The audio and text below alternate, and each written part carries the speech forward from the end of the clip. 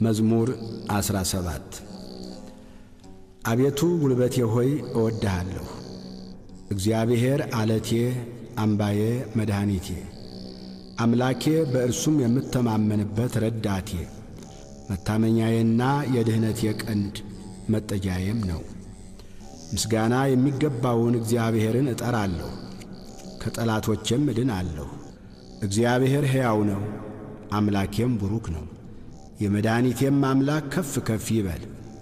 በቀሌን የሚመልስልኝ አምላክ አሕዛብን በበታቼ ያስገዛልኛል። ከጠላቶቼ የሚታደገኝ እርሱ ነው።